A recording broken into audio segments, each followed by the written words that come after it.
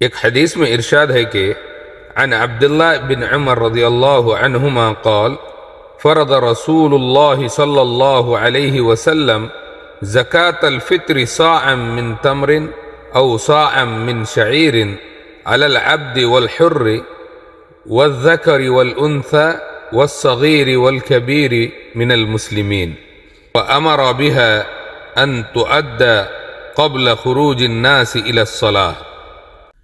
حضرت عبداللہ بن عمر رضی اللہ عنہما فرماتے ہیں رسول اللہ صلی اللہ علیہ وسلم نے صدقۃ الفطر فرض قرار دیا، 1 صاع کھجور یا 1 صاع جو ہر مسلمان پر، چاہے غلام ہو یا آزاد، مرد ہو یا عورت، چھوٹا ہو یا بڑا، اور حکم دیا کہ نماز عید سے پہلے ادا کیا جائے۔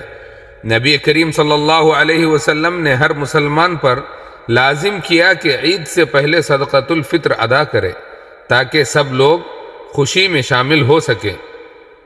صدقۃ الفطر روزہ دار کو بے ہودہ باتوں اور لغزشوں سے پاک کرتا ہے اور مسکینوں کے لیے کھانے کا ذریعہ بنتا ہے۔ یہ صرف ایک مالی عبادت نہیں، یہ رمضان کا خوبصورت اختتام ہے۔ اگر رمضان میں کوئی کمی رہ گئی ہو تو صدقۃ الفطر اسے پورا کر دیتا ہے۔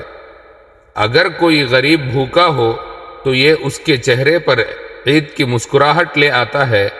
سوچیں، جب آپ صدقۃ الفطر دیتے ہیں تو کسی کے گھر میں چولہا جلتا ہے، کسی بچے کو عید کی خوشی ملتی ہے اور آپ کے روزے مزید خوبصورت ہو جاتے ہیں۔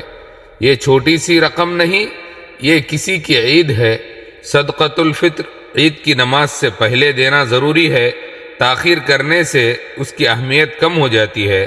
اللہ تعالی ہمیں صحیح وقت پر صدقۃ الفطر ادا کرنے کی توفیق دے، ہماری عبادات کو قبول فرمائیں اور ہمیں دوسروں کے لیے آسانی کا ذریعہ بنائیں۔